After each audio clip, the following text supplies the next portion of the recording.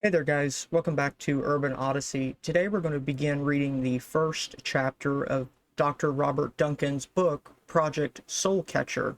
The title of the first chapter is Hacking Computer and Biological Systems, with the hopes that we can illustrate just how analogous cybernetics and metaprogramming are to actual computer hacking. So we're going to get into that right after the intro, guys. Stick around.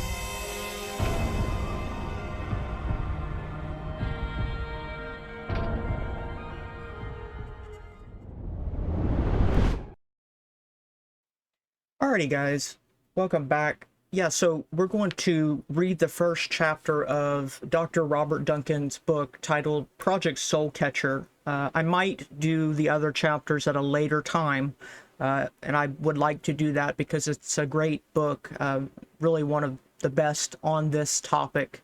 I'm going to give you a short introduction to who Robert Duncan was. He's unfortunately passed away now.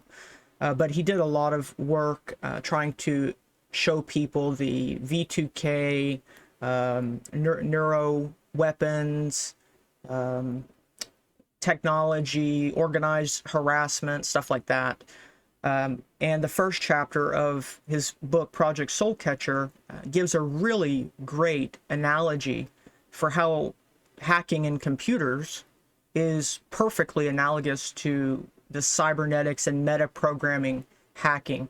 And so I thought, let's read the whole first chapter. That way we have a great foundation before we get into more advanced topics in the running course that I'm doing on cybernetics and metaprogramming. So without further ado, guys, let's go ahead and get into this introduction. This will probably span 2 to 3 parts. I'm going to see how long it takes me to get through what I read today. We've got about 130 so pages, but they're not really that dense, so it just depends. All right, so who is Dr. Robert Duncan? This is some notes that I had found a while back when I discovered his work, and it was a nice little summary of who he was, and so I'm going to read that to you now. Dr. Robert Duncan holds or held multiple degrees from Harvard University and Dartmouth College, amongst others. He has had the most expensive American education money can buy. He is an investigator, author, and soon to be, unfortunately, not sure if he got around to that, movie producer on the topics of directed energy, neurological weapons, psychological, and information warfare. Oh, I guess he did make a movie. His movie is called The Enemy Within, Psychic Warfare. I'll have to see if I can find that. A book he is co-authoring will be out in a few months called Hacking the Human Mind. I'll have to see if I can find that as well. Dr. Robert Duncan has worked as a business and information technology consultant to the Fortune 500 companies. He has worked for companies like Oracle, BEA Systems, HP, BBN, and as a professor at a college. For the Department of Defense, he has written the artificial intelligence code to track the Soviet nuclear submarine fleet with passive and active acoustical arrays, and has been to a couple secret NATA Navy underground bases in Europe. And I'll put a link to all of this, all these pages and stuff in the description for you guys to check out. And then we can go ahead and take a look here. And I'm not going to, there's no way I'll be able to get through this whole page, nor is it the focus of this video, so let's go ahead and fix that. I just wanted to show this off. It has quite a few links and references. It kind of discusses what happened to Robert Duncan. Unfortunately, there was some confirmation that he passed away. Let's see if I can find that. People had tried to get a hold of him for some time, and he wasn't answering, and then they did eventually confirm that he was found dead. I'm not necessarily sure if there's anything that was suspicious, perhaps. I mean, it's not entirely off the table given what he was talking about. He was explaining things on a level that not many other people were.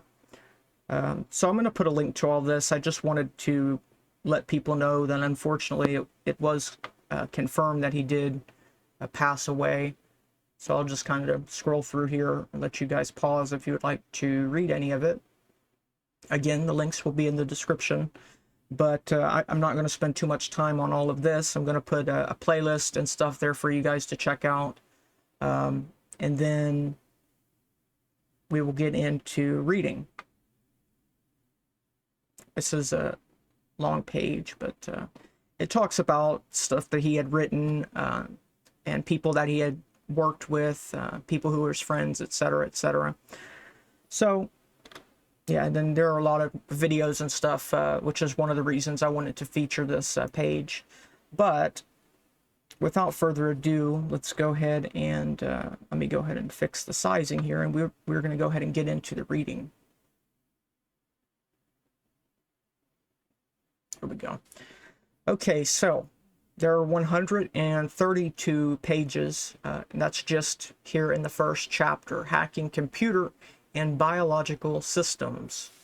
And so I'm going to go ahead and get right into it, guys. Chapter 1, Hacking Computer and Biological Systems. Information, psychological, cybernetic, neurological, sociological, cultural, and economic warfare, and all other kinds of social engineering has its exact equivalent in computer science models. This is not coincidental. Biological intelligence was evolution's design of computing. There is a large push in the Defense Department as of the writing of this book to study computer hacking and cyber warfare. While this is a real threat, it is also a cover story. Every computer hacking technique is applicable to humans and human networks. It gives the organizations new ideas of how to control and protect society and its culture. This is why they run offensive information war games, which aren't games at all to the innocent people that get included. And it gets into topics that will be covered and takeaways from this chapter. So the first being understanding that historical, political, and military pursuit of controlling human beings, interrogating them, and persuading populations through devious means is not a new agenda. 2, brains are just biological computers, and the data from the senses are input and output ports. The mind is the software or neural network design of how the data is processed. And that's kind of what I want everybody to take from the series of episodes that I do to read this chapter. That's why I'm going to read it in its entirety, because it's really brilliant how well he has laid it out in just 132 pages.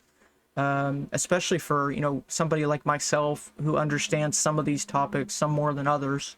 But, I've been on computers for a long time, pretty much my whole life.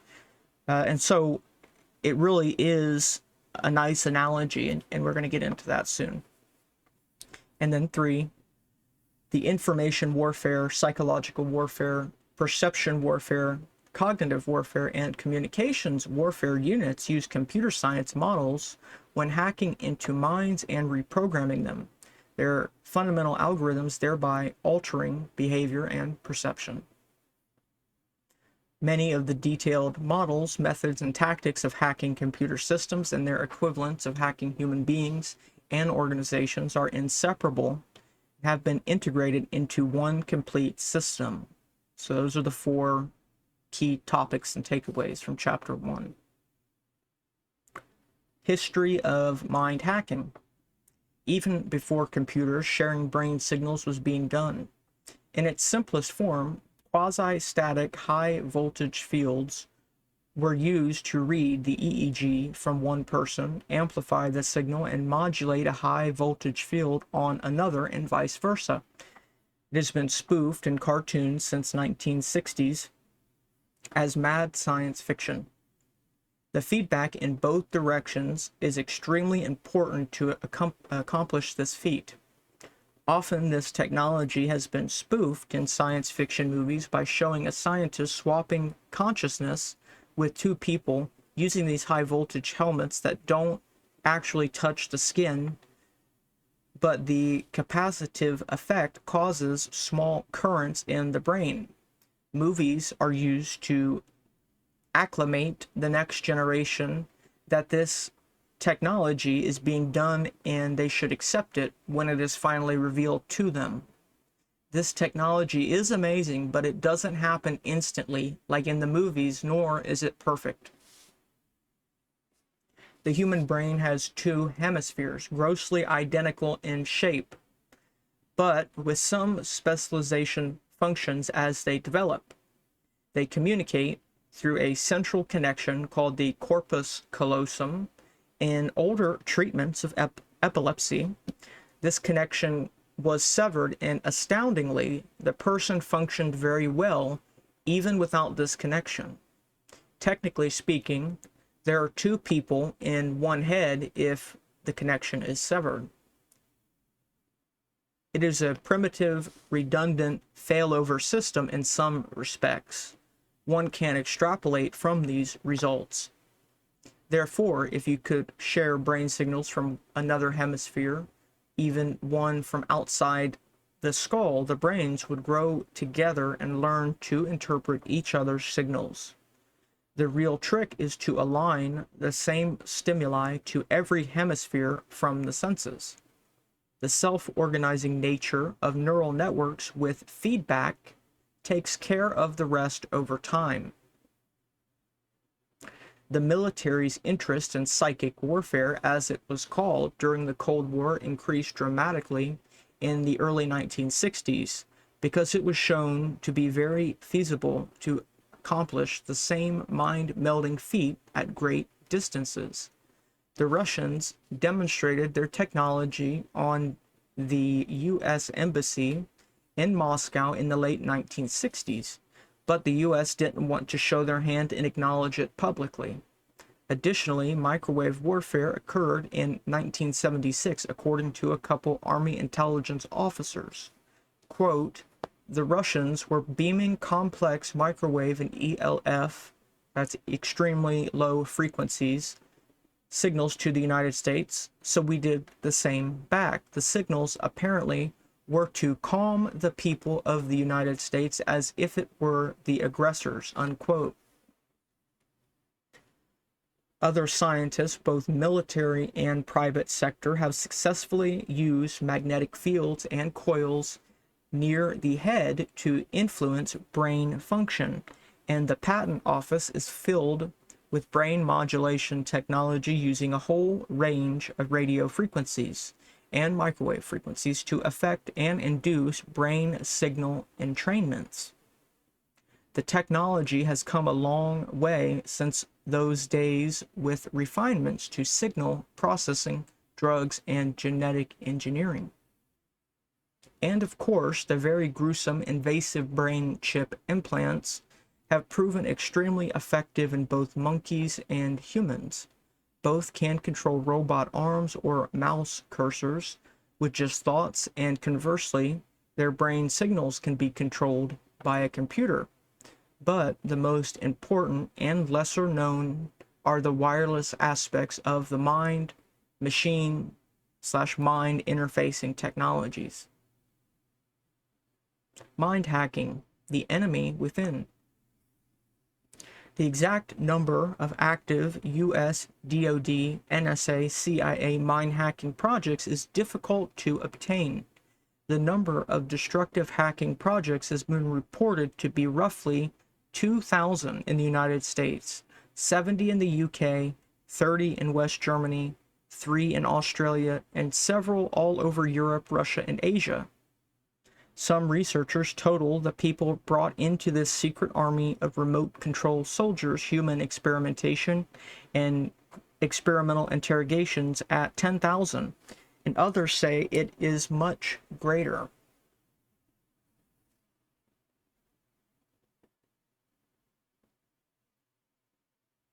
There have been countless books written by targets that describe the experience in detail.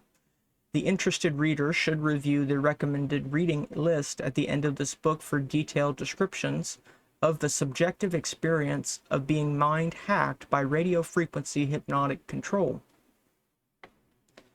There are some very prestigious people who get abducted into this program who are currently vocal activists, including FBI agents, police officers, doctors, lawyers, professors, pastors, priests, and scientists.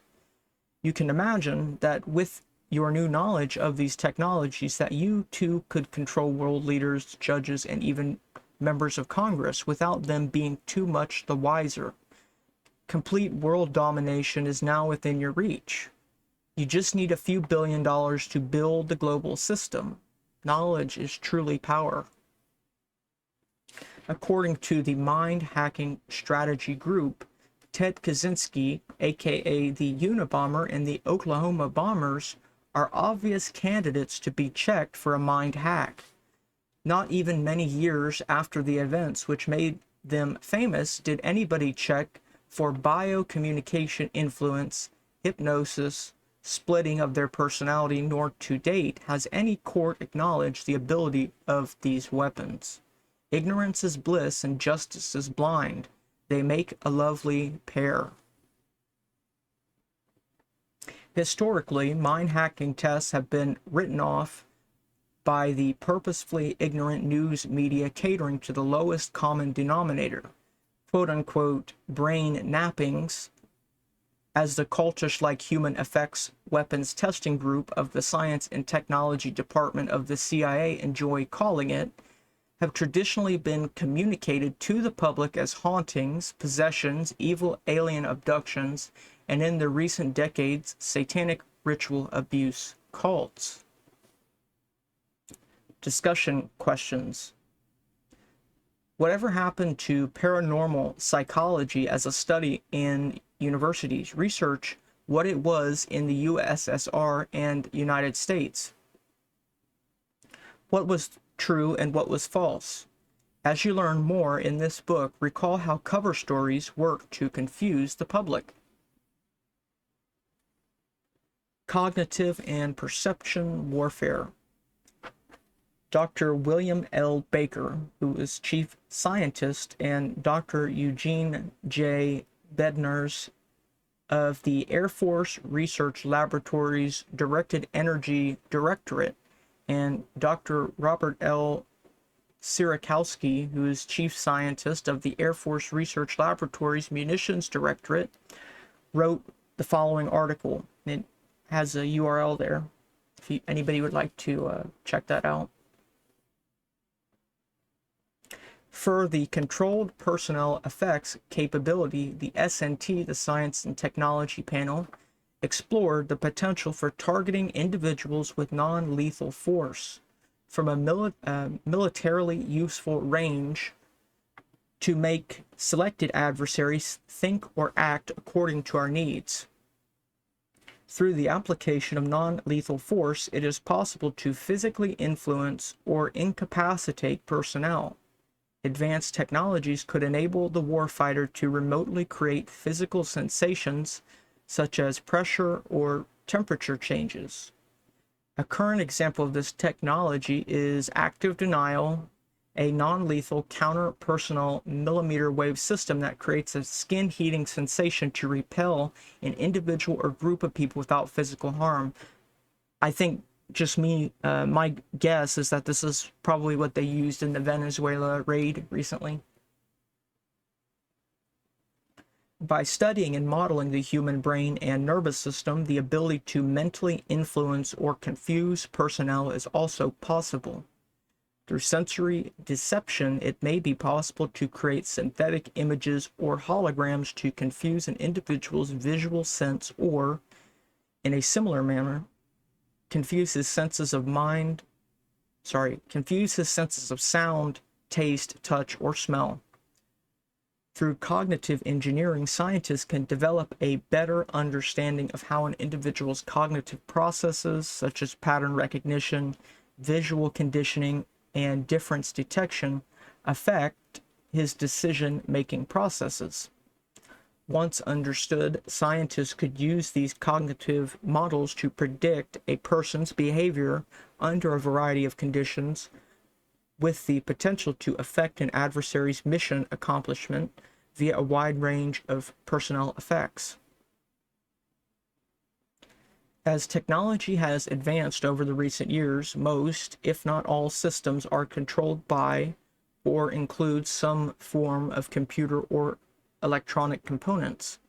Within the dominant remote control capability, the S&T panel investigated the remote manipulation of adversarial electronic systems to control vehicles, sensors, communications, and information systems.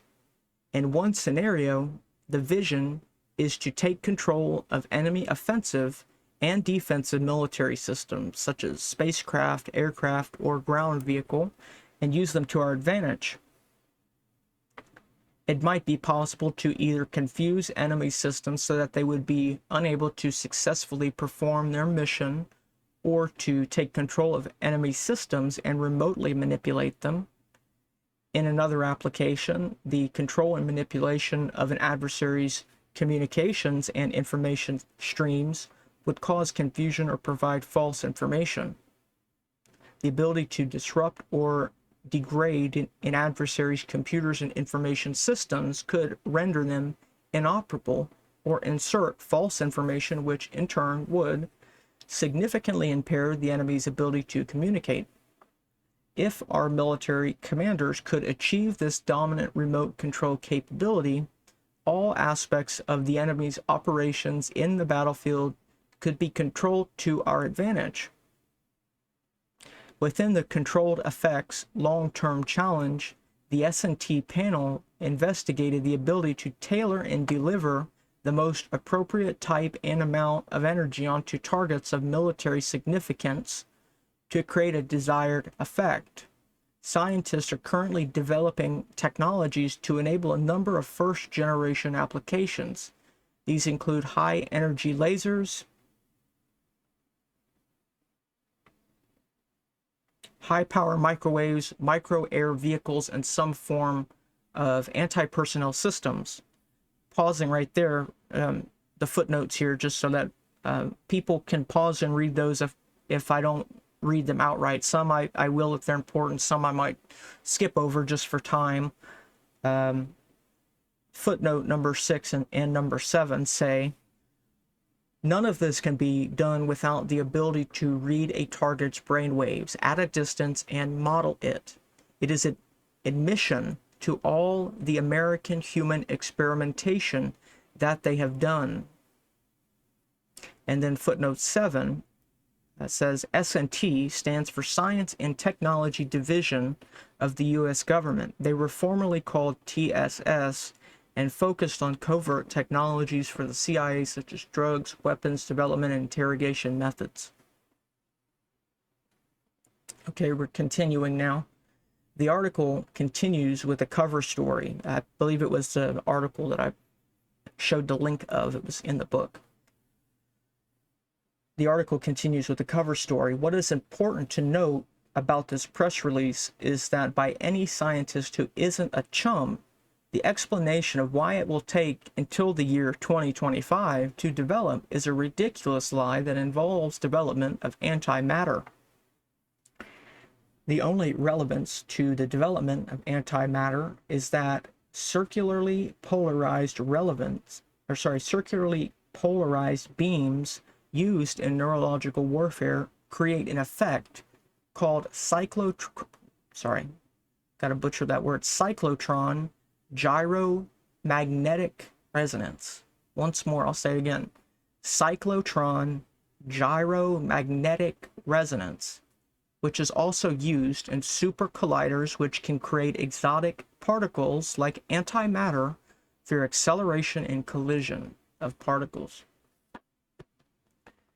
The weaponry is currently being used and tested on thousands of Americans and others around the world. Our researchers easily found 650 non-consensual human experimentation victims.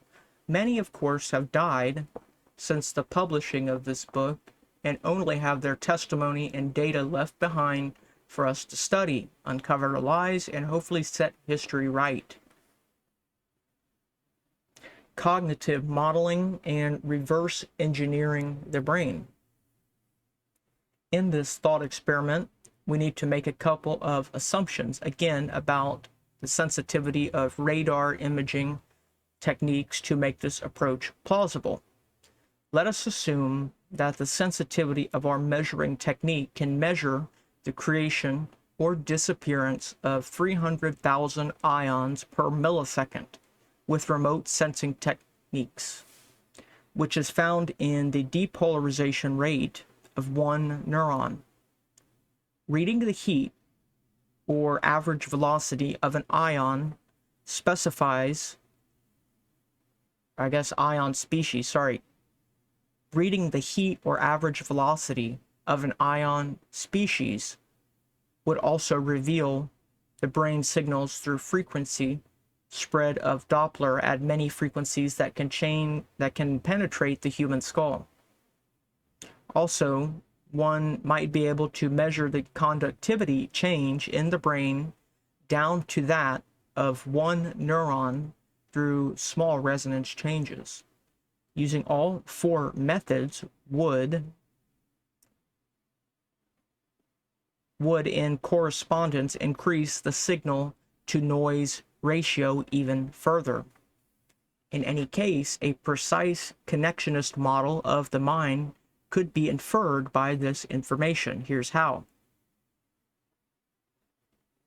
A first or second order derivative of the ionic concentrations, for example, would show unique spikes every time an axon began its depolarization process and another reverse spike when it hit the end to release neurotransmitters.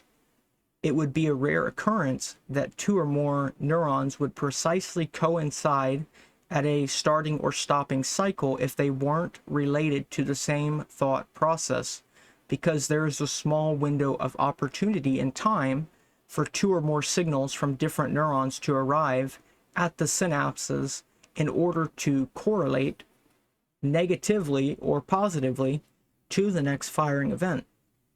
What one defines as the next causal firing event has another average-sized window of time to be included as a connected pathway. These are possible algorithms for creating mind's cybernetic extensions using frequency and phase autocorrelates of human brain signals. Just so people know what MIND is, it's an acronym for Mentally Integrated Neuron Duplicator, a project focused on cognitive modeling and reverse engineering the brain to create a facsimile or duplicate of a human mind. The mind model is essentially an auto-correlated matrix of human brain signals. This acronym may also stand for Magnetically Integrated Neuron Duplicator, suggesting the use of extremely low frequency ELF magnetic fluctuating and modulated fields for interfacing with human brains.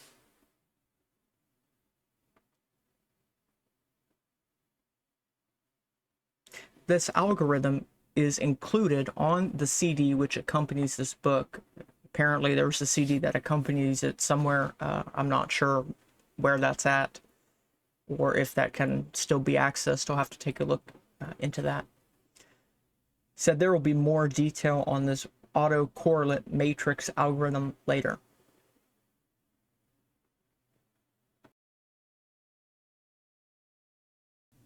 Lock and key mechanism for brain pathway bioamplification. The question that most baffles the common citizen who has yet to experience the electromagnetic virtual reality is, quote, why don't I feel anything standing next to a person who is being targeted? If a brain cell could be tampered with by electromagnetic energy, why don't people go into convulsion due to all of the cell phones and other noise, unquote. It is actually quite a remarkable feat that it can be done at all, but it very much requires having the exact right key and timing to hack a mind. Let us start out with some basic concepts. If you put a high voltage across anyone's head, they do go into convulsions due to the electrical current influencing the neurons' ion flows and such. If you put relatively strong magnets and pulse them next to a person's head, it influences neurons and firing patterns, and definite changes can be viewed under a functional MRI.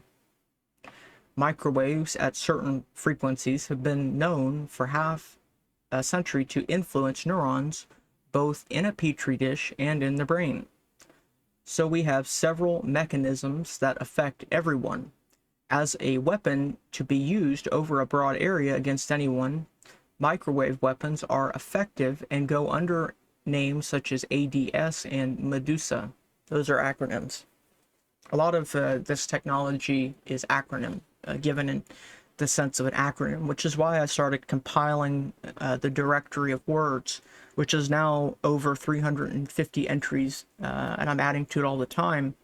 But you know, it's like the words and the terms have gotten so much more complex because instead of a word, now it's an acronym.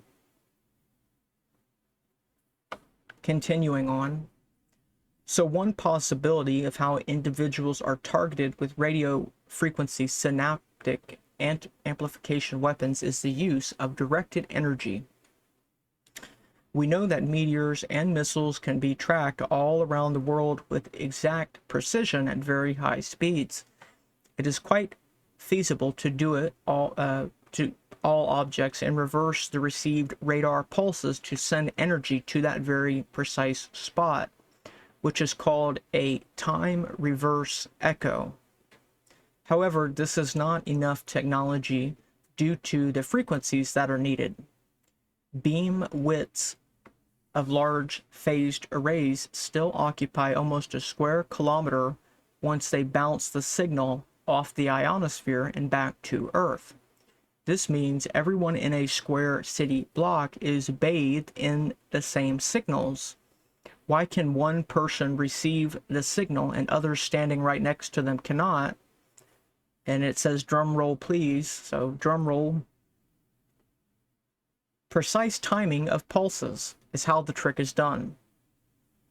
Unique human brain signatures are yet another key to the locks that must be opened to target a single mind. The timing of the pulses must exactly coincide with the end of a neuron's depolarization. The Air Force accidentally misclassified and released research related to finding more UHF. I think UHF is ultra high frequencies. So the Air Force accidentally misclassified and released research relating to finding more ultra high frequencies and microwave frequencies that release neurotransmitters. Neurotransmitter release only occurs at the end of the axon. See the diagram below as a very simplified example of why the precise timing of the pulse train specific to each individual and their microcircuits allows the Department of Defense to target any specific individual for war purposes or covert use to instigate war and violence. This bit stream, which is a computer term, acts like an encrypted message that only a single unique human brain with the exact physical patterns can interpret and whose brain will amplify the signal. This is the basic concept behind the CIA's synthetic telepathy capability, biocommunication, neural reprogramming, brainwashing, and the cloning army, psychic warfare unit. None of it can be accomplished without speed of light feedback of the signal's influence. So here's the diagram. Time flow and neural pathway. So time flow, I think going to the right is the time domain. So as you go more to the right, time is moving forward. And it's showing that there's a specific pattern, almost in the sense of a music or something like that, you know, a specific beat. And it makes this connection to bit streams in networking and computers. Network A is a simplified example of what a neural network might look like for a small feature. Each box represents the basic unit of a neuron, which acts as an amplifier and a threshold comparator. If an electromagnetic pulse of energy is exactly provided during each network A bit stream key, only the brain, which holds that unique key due to physical architecture variances, can bioamplify each of the small electromagnetic nudges to cascade it into an externally stimulated firing of neural pathways at the end. Note that the red lines do not align at neural network B's moment of choice, i.e. their possibilities of amplification of the brain signal. Similarly, network B's bitstream keys are unique, and it would be extremely improbable that it would exactly match network A's. In the above example, the probability that another network exactly matched another of the same size with that frequency resolution is 1 out of 2 to the 36. That's extremely improbable even given current human populations. These unique variances of human brains are the encryption keys that allow one to dial in a specific individual and brain function. I'll go back up here and show you again. Let's see. Yeah, so essentially the point that it's going for here is, you know, these lines here going up and down, the vertical lines, you would need to have a 1 at that point to allow it to go forward. And so it's kind of a yes or no gate. And it draws the analogy to computing, because this is exactly what computing is. Computing is very much comparable to, you know, the firing of neurons in the brain. In a couple instances, you can see that the pulses line up in network A and B. In order to create any significant amplification, thousands of neurons, if not more, need to be exactly pulsed without a single one-off alignment before the electromagnetic signal can gain enough influence in the brain for entrainment. Entrainment means almost hypnosis, to entrain somebody, to get them focused on something. You know, you're entrained, you're sucked into it. In other circuits or brains, it merely adds noise that is filtered out. On top of the unique fine structure of the neural networks, the initial timing of the beginning of the sequence must be precise.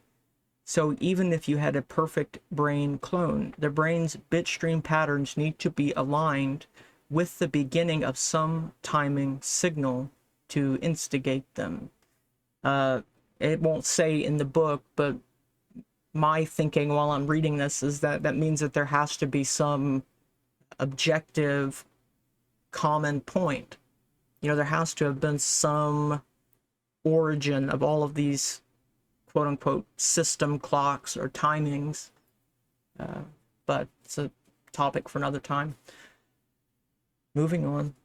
In the government, test subjects who have been interviewed and examined, there are entrainment patterns to create the synchronization necessary to begin the correlated bit stream keys. Strobe lights and binaural beating effects such as hemisync were used to create the brain entrainments and hypnosis in old CIA mind influencing research, but the same effect can be achieved through other methods. Many targets of this kind of experimentation say that they can hear a 3.3 Hz sweeping sound, a constant pulsing tinnitus, and see a very slight flickering in their vision that is synchronized with the other two auditory perceptions. The reason for this is that neurons have an opportunity window to be affected by the magnetic/electric field, whether ion cyclotron resonance catalytic reaction of other methods. The computer neural interface can detect when the neural bit stream key has been successfully aligned and amplified by the feedback of neuron depolarization that comes right after the pulse signal as an echo in the change of ion speed concentration and electrical conductivity properties,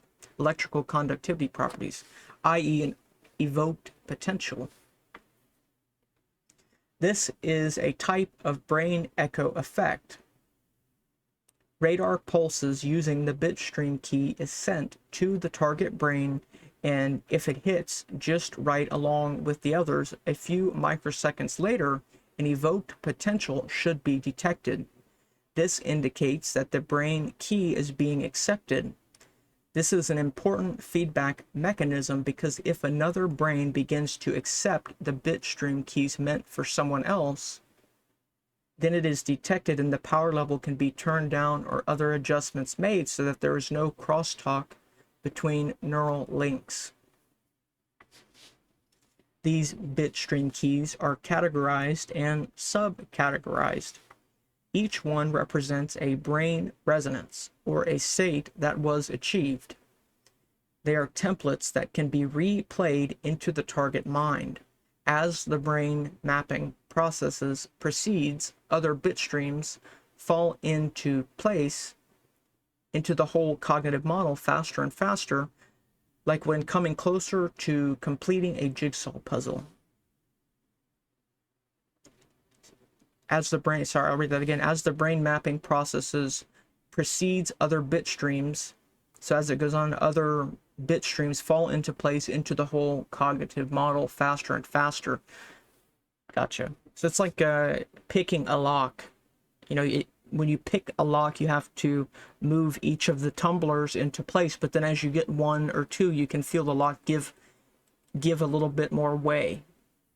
It becomes easier as you get more and more right. The beginning of cognitive modeling is the most difficult part. One aspect of this technology, first demonstrated back in the 70s by the Stanford Research Institute, was the ability to find the bit stream keys associated with phonetic and word understanding.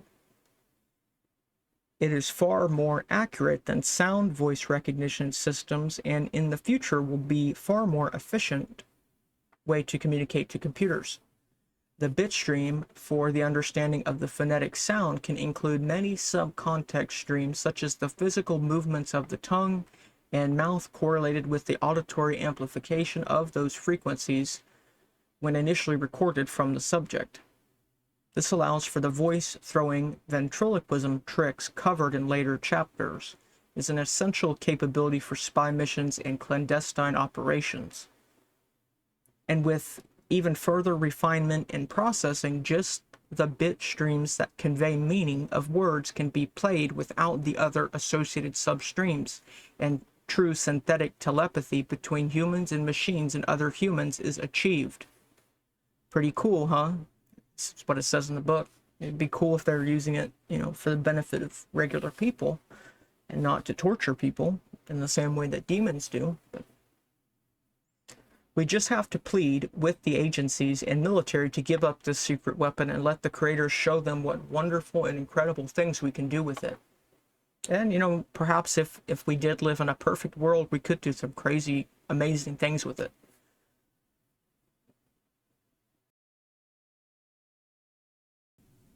There are 6 billion brains on this planet, each with nearly unique bit stream keys for every major function.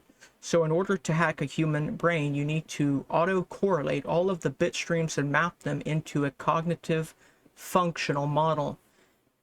And I want people to remember that right there, because I guarantee that is what they're working on, and that's been the focus of a lot of the last couple of years, especially with you know, the algorithms that are learning from us, the telemetry that's being pulled from Ring doorbells, smart refrigerators, smart vacuums, smart cars, smartphone, etc. I think that that's what they're doing, is they're trying to get a model built for, you know, the whole society, all of civilization. It doesn't change all that much after the age of 23. So once mapped, the human cognitive model can be stored for future use, influence, and spying, etc. The interesting calculation to perform here is that the average human bit stream of consciousness is somewhere between 2,000 and 2 million hertz, depending on the number of neural communication channels and neural firing resolution desired for the network. Most neuroscientists look at EEG waveforms, which are almost entirely below 2000 hertz. However, when you include the phase information, i.e. the slight timing offsets of firings in related groups of neurons, the bit stream frequency would need to be increased significantly to resolve the differences. So one can say that the entire human race's collective consciousness operates somewhere between 1.32 terabits to 1.32 pentabits per second. Brain bandwidth times population.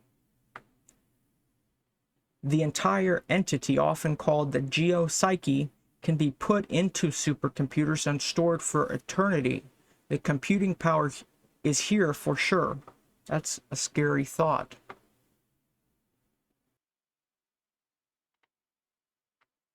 Now, interesting to note, most of the government facilities that have their resolution and sensitivity to collect this data from brains, such as the Brazilian and Puerto Rico ionospheric heaters and ionosondes,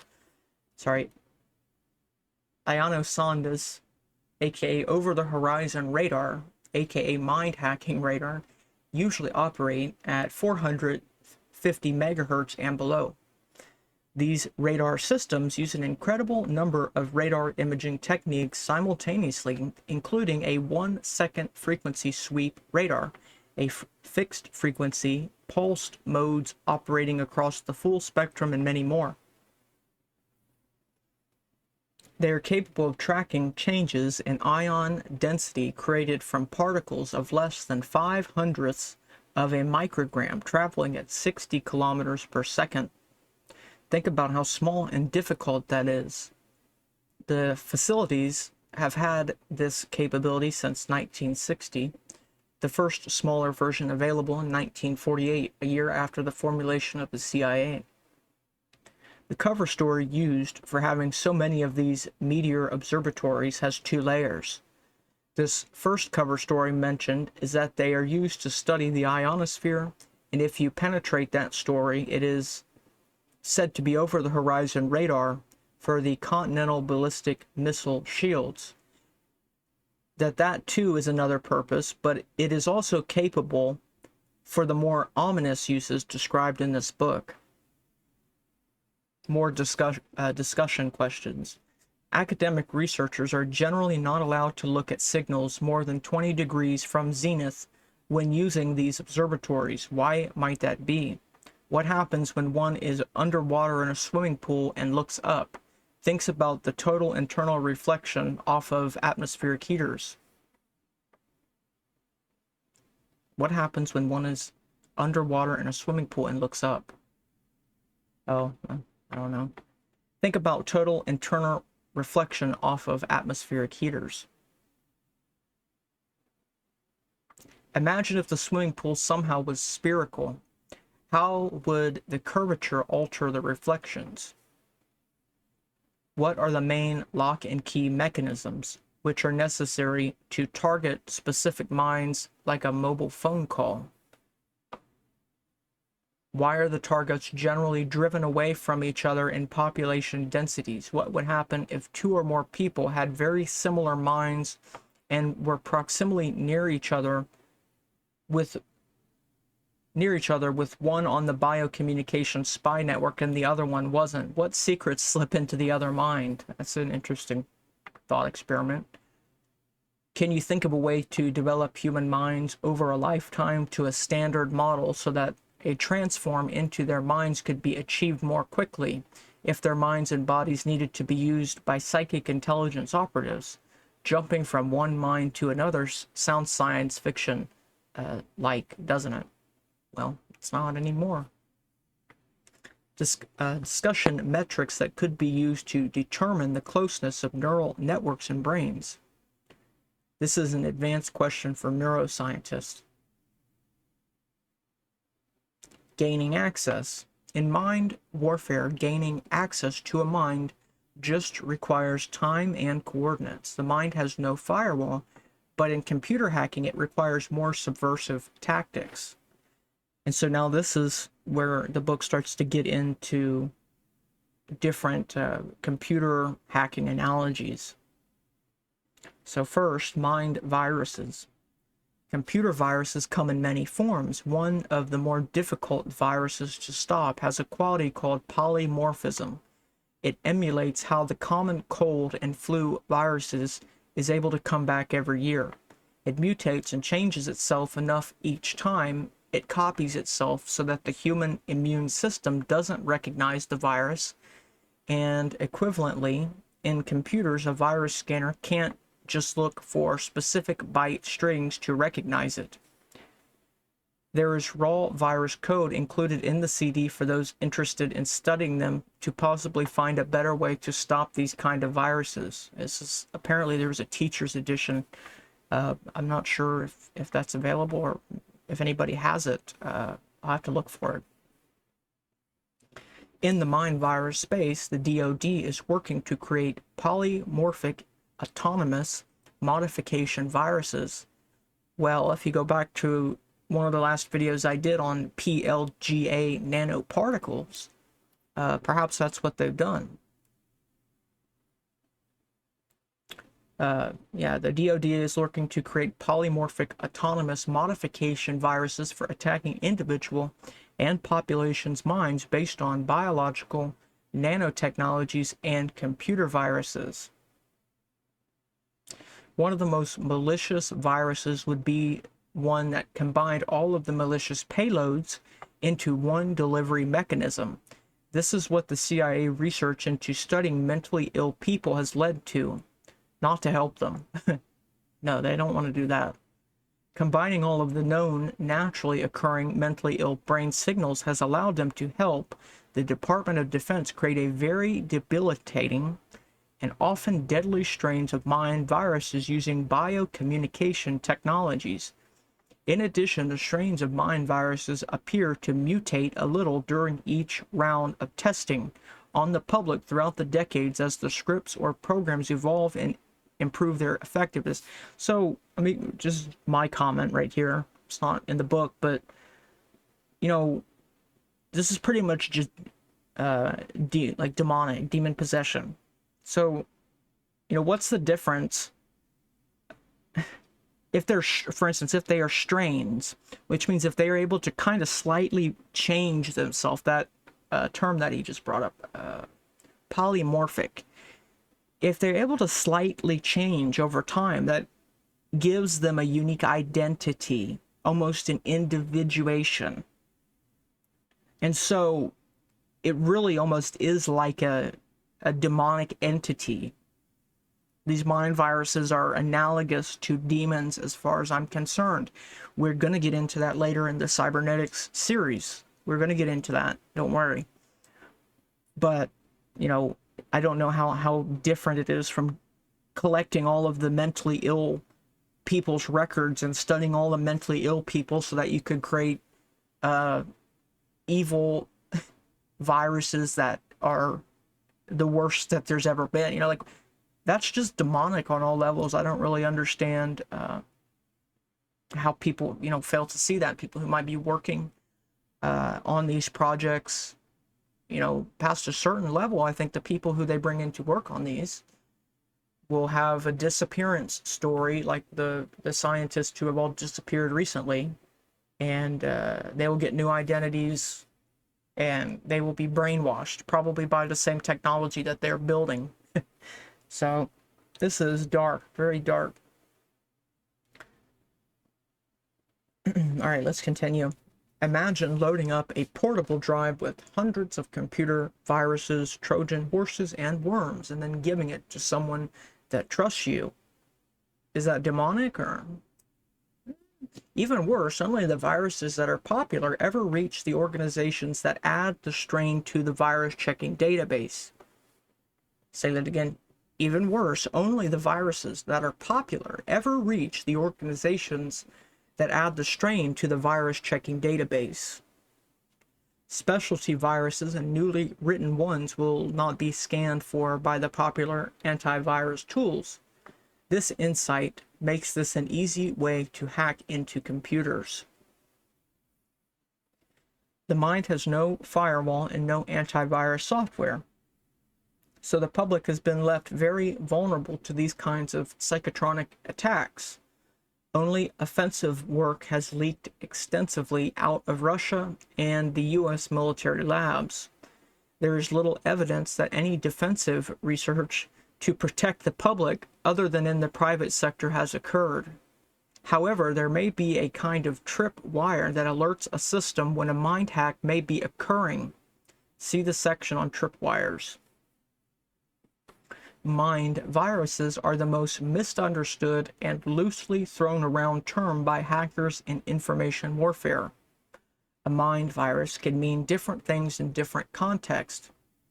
The idea behind a true mind virus is a scalable biocommunication weapons system that can hack any population's minds and wreak havoc or incapacitate them. All other forms of spreading malicious information that originate from a hacked mind should be technically called mimetic viruses. Review behavior modification to death, personality overlays, and collecting and concentrating toxic thoughts. Pause there, let me show you a quote. The problem with psychological weapons is that they are a double-edged blade with no handle. Any psychological weapon capable of destroying the enemy will also destroy the wielder. To deploy them is to destroy yourself.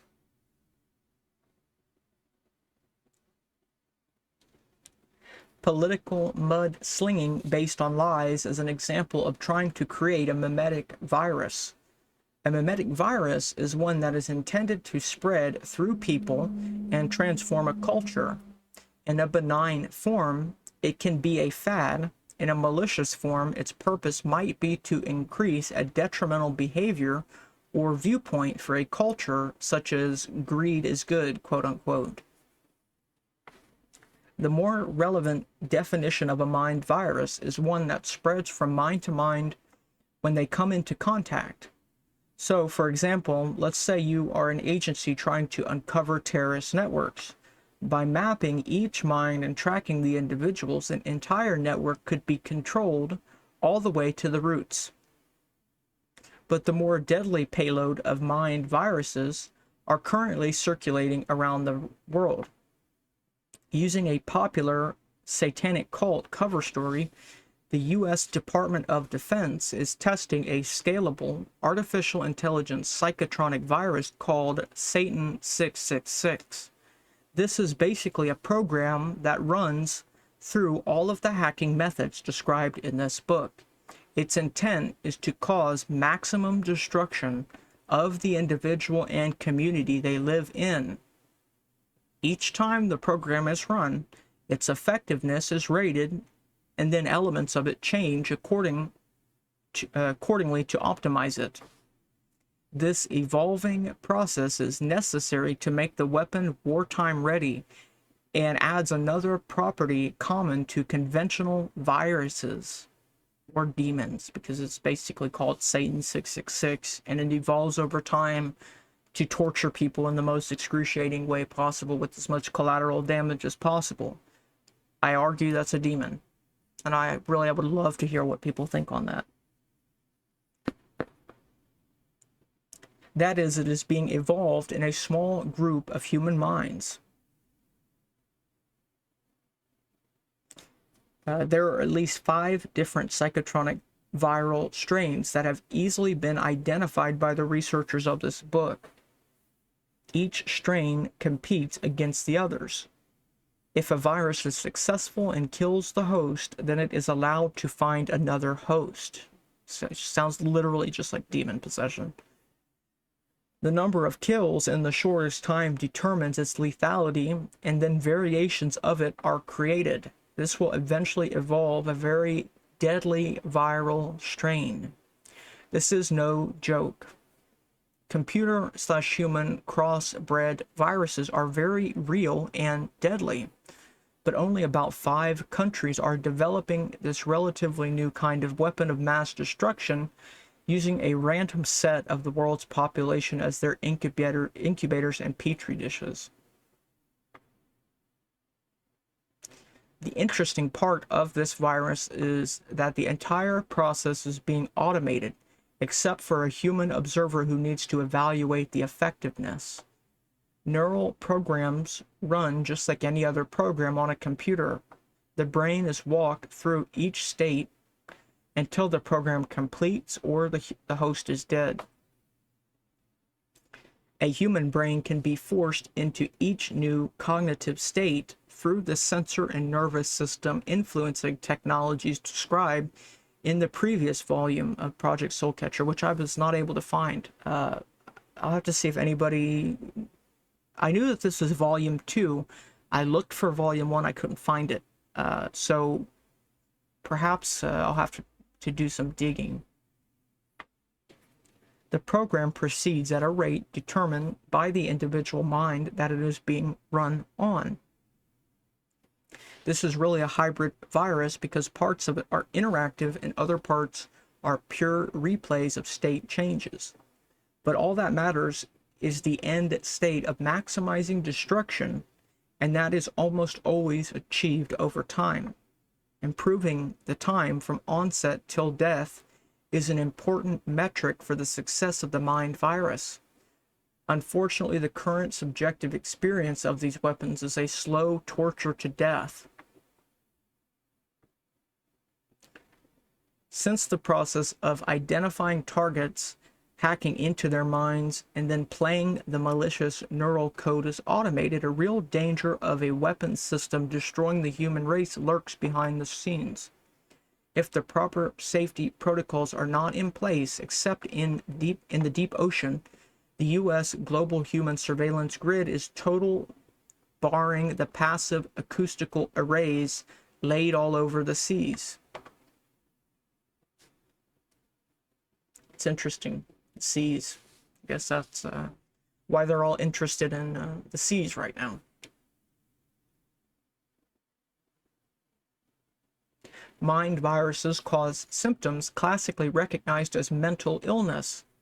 The psychology community in the last 40 years has had many charlatans in important positions who were CIA paid to further develop biocommunication signal hacking techniques, brainwashing, and split personalities. They were able to introduce over time many new categories of psychosis that were previously extremely rare, that covered the symptoms and behavior of those who are targeted with mind viruses today and who are subject to mind hacking war games. Next up, Trojan Horse. A Trojan horse is a piece of software that usually has a useful purpose, but contained within it there lurks malicious and subversive code. The malicious code is often a password recorder and a remote monitoring and control program which opens backdoors through firewalls once they are inside. the computer is usually turned into a zombie. The military programs to create remote control soldiers were in fact called Zombie 1 through 5, but a Trojan horse in mind hacking terms would be best analogized to an infiltrated agent who is on the mind network, perhaps even unaware that they are. The mind network, what he means by that is the, I don't have it up anymore, but the database of these signatures that allow them to use and access your brain. The agent would be able to pass all polygraphs and lie detector tests in order to further their infiltration into an organization. But at any time, their mind can be usurped for saboteur purposes. The Air Force calls this program personnel effects, whose research comes out of the Directed Energy Directorate, currently still classified top secret. They mostly focus on perception warfare methods. Side note, a professor discovered a universal private key inserted in Microsoft encryption security negotiated most likely by the NSA. Corporations tried to push the V chip into television electronics, but it was stopped due to privacy concerns about television watching habits being monitored. One might be able to justify why certain government agencies need remote access to all computer systems, but as with all power, it is abused and has corrupted those with the access. Footnote, it says a zombie is a remote-controlled computer usually used in a distributed denial of service (DDoS) attack. Weapons-grade hypnosis. Most researchers have not yet been able to link the details of the CIA's program called RHIC, radio frequency hypnotic intracerebral control, for the development of a mind hacking technologies to the hardware and software systems in place. That is, it is necessary for a hypnotic state to be induced in order for the target mind to accept the biocommunication signal. Sorry, that was a question. That is it necessary for a hypnotic state to be induced in order for the target mind to accept the biocommunication signal? That's a question. Going on, it says, there is even disagreement about what the EEG pattern of somebody who is hypnotized is supposed to look like. Some researchers claim it is the desynchronizing of the two hemispheres of the brain.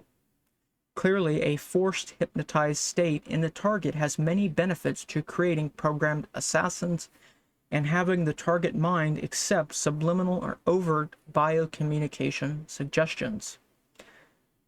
But is it necessary or a limitation of the way biocommunication weapons need to work in order to play and map other brain signals to a host mind? That's another question. A comparable state in the computer hacking world would be a remote-controlled zombie. A computer that has been zombified with a piece of code that turns the computer into a slave anytime it wants. Perhaps it could be considered hypnotized. The remote controller can suggest anything to the target machine and it will perform the instructions even while the legitimate user is on the machine running their software. Back Orifice, written by the famous hacker group Cult of the Dead Cow, zombifies machines with remote control monitoring and control software. It says it is included in the CD for security analysts. Worms, mimetic viruses, and psychotronic viruses. Understanding the different nomenclature and vernacular of malware is important for discussion. Worms differ from viruses in that they spread using networks such as email. One might call creating fads a form of a worm. It spreads using social networks rather than computer networks.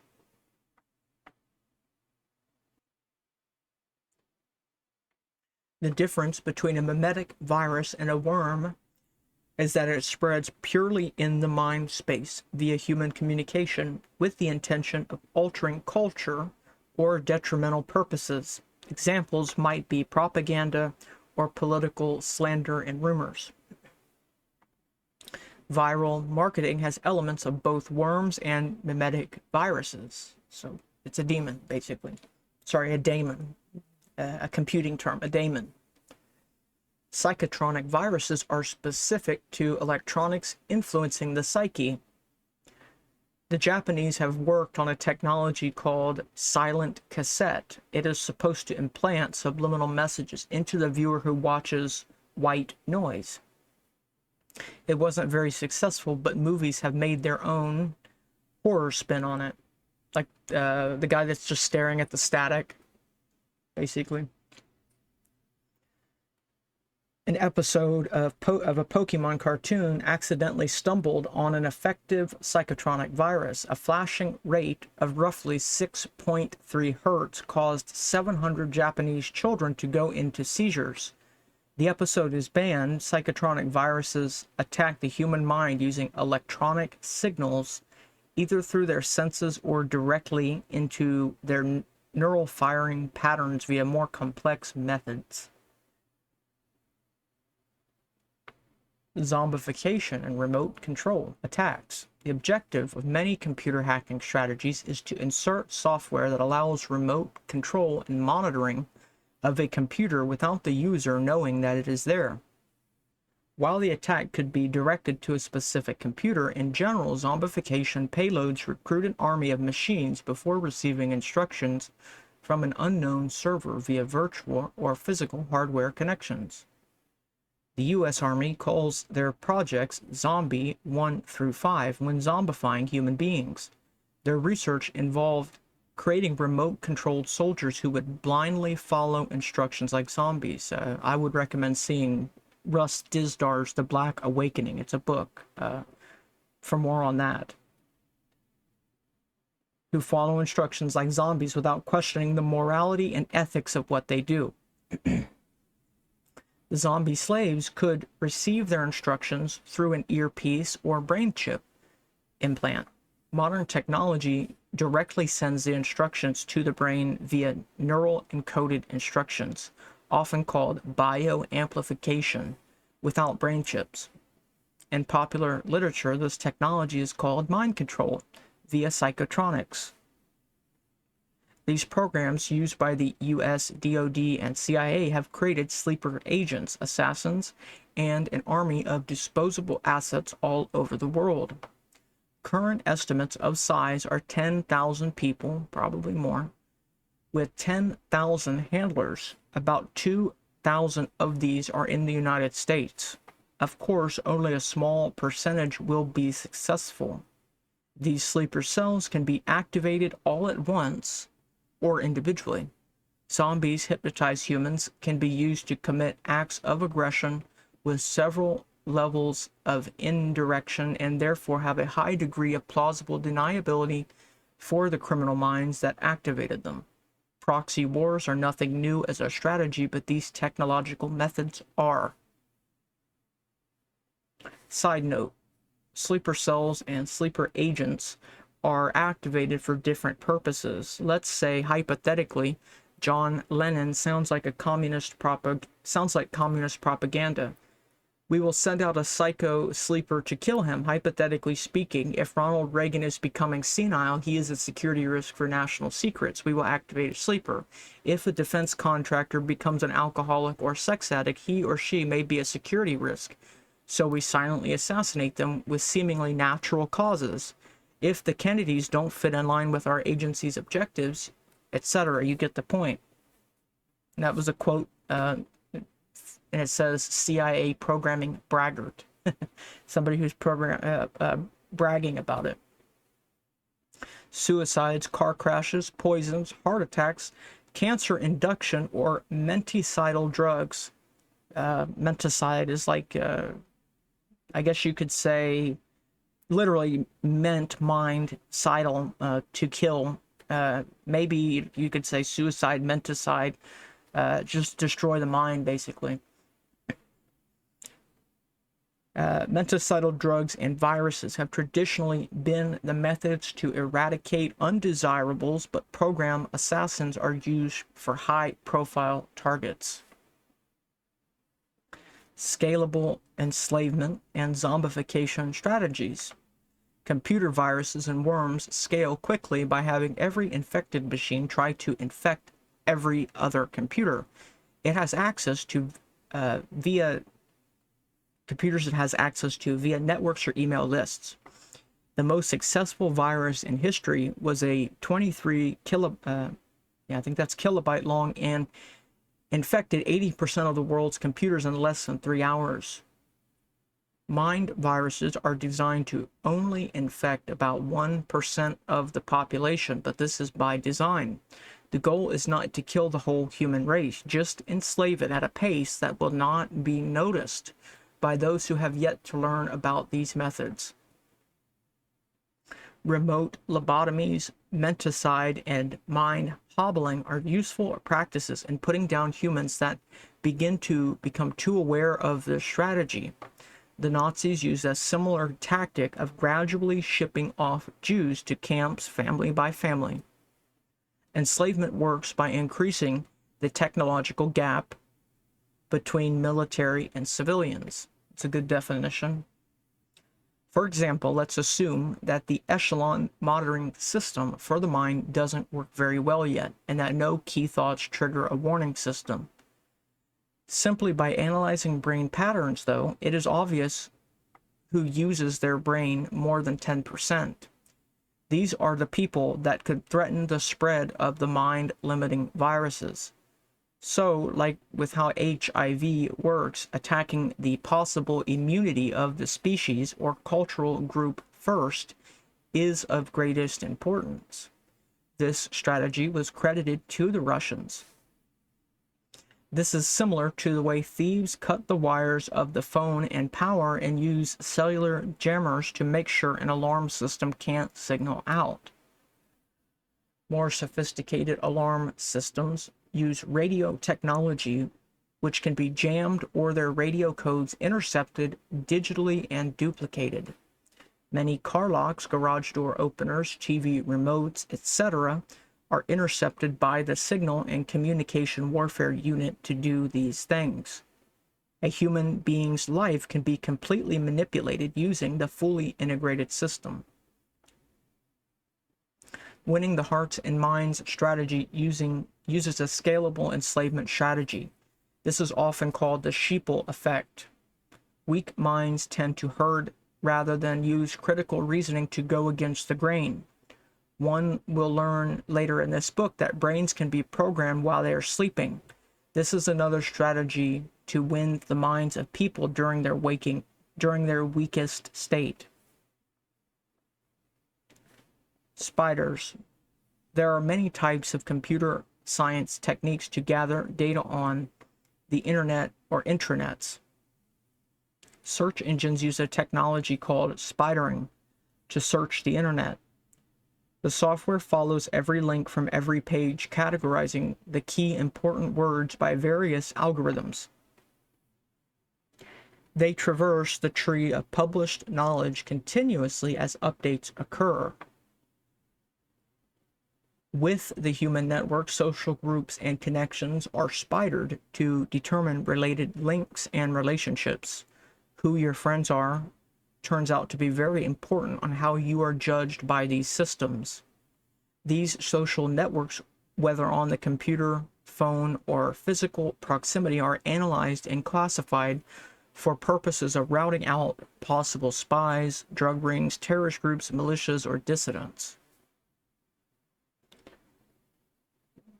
Nonconformists, peace protesters, whistleblowers, etc., and subversives, the FBI and CIA have kept files on almost every person in the U.S. for decades, but this process has become much more automated. We hope that abuse won't happen with these secret systems, but there is no transparent, overt method to stop it. Data mining these and more metrics identifies targets for closer scrutiny. And it seems like all of Congress is willing to get on board with this. And the reason is because if you don't get on board, we're going to use it against you. Bots. We're on page 23 right now. I'm probably going to wrap up around page 25 just because my voice is getting tired, and I think that's a good stopping point about an hour and a half in. So bots. Bot is short for robot. The difference is that the bots are purely software automation tools and don't control physical manipulators. It is simply a term for software code that automates complex tasks. In the human equivalent, many humans serve functions and can be thought of as robots. This elicits an interesting question. Many futurists pictured a world where machines did everything for us humans and we lived a perfect life of luxury. However, as it turns out, computers have become smarter than we are. Humans are good at mechanical tasks.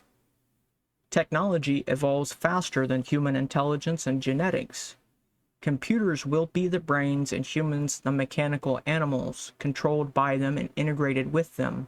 Sounds futuristic, but this is the inevitable conclusion and will happen much faster than the commoner will believe or realize as it happens. Appendages or subsystems don't consciously know they are being controlled by higher order intelligences. Intelligence agents. Intelligence agents are basically bots which perform a function on behalf of a human. For example, a program can scour the internet for the best price of a concert ticket and purchase it for the user. These programs are called intelligent because they have some logic built into them and perform somewhat complex functions on behalf of a human. Anybody who wants to read the footnote?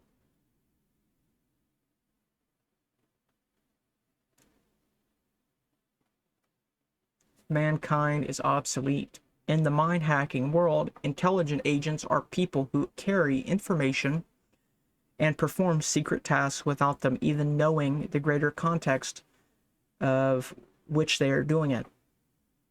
They can be couriers of information or mind-controlled drones performing thoughtless tasks. The word agent means to do on behalf of another. Ironically, government agents are generally not intelligent, but are given the impression that they have access to intelligence information that most are not privy, thereby creating the oxymoron of intelligent government agents. I like that. All right, we'll finish up after this section here. Brute force hacking, master and slave roles. Brute force hacking involves a set of hacking tools, one of which is an old technique called war dialing and brute force password hacking. A computer system scours the internet IP address space, or in the old days, dials through sequential phone numbers until a modem is found. Once a compatible system is identified, the program initiates a set of attacks on common security holes in an operating system, cycling through every alphanumeric permutation to try every combination of username and password in one aspect of a brute force attack. Once entry is gained, the host computer becomes a slave to the commands of the master. This technique has two parallels in the mind-hacking world. One, breaking the human is like breaking a horse. That's called husbandry. Human husbandry. Traditionally, slavery techniques of beatings are applied wirelessly. Brute force password hacking is similar to scanning for brain trace echoes and furthering every possible permutation from there. See memory probing for other uses of this technique, and found in the feature set of the TAMI system, thought and memory interface, described in this book. We'll cover that later. Side note, making modern day slaves. This is an interviewee. These biocommunication weapons are repulsive and amazing. The best I can do to help somebody understand their power to control humans is to use an analogy. This is modern day slavery. Imagine that you have a choke collar on, and if you remove it, it will explode. The collar provides electric shocks according to the handler's directives. Just with this capability, depatterning of good behavior for survival can be erased and bad behavior can be reinforced. if this technology was available during the slave trade in America, they would have never let it go, unquote. That's true. Okay. Yeah, I think I'm going to end right there. We ended on page 25, and we will pick back up. I'm not sure if this will be a daily thing. Probably not. I'll probably do a new episode of this every day or two, maybe every 3 days or so. It'll probably take us a couple more episodes than I originally planned, so probably at least 4 to 5 episodes it'll take us to get through the first chapter. But let me know what you guys think. If you guys find this interesting, if you find it valuable, hit the like button, hit the subscribe button on whatever platform you're on. Substack is my main platform, so if you would like to follow my work, I suggest people do it on Substack. But I'm on YouTube, I'm on Rumble, I'm on Odyssey, I'm on BitChute, but sometimes I forget to upload there. I'm on Spotify, Apple Podcast. I'm pretty much everywhere. So you've been seeing my links and stuff up in the corner of the screen, so feel free to check any of those out. And I will see you guys in the next one. Take care, guys. Thank you.